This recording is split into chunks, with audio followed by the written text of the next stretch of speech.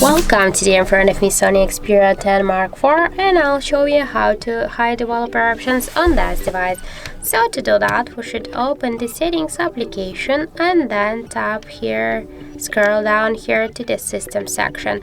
If developer options, if they're activated, you will see here developer options section. Just click here once, and to hide them we should just click once on the switcher.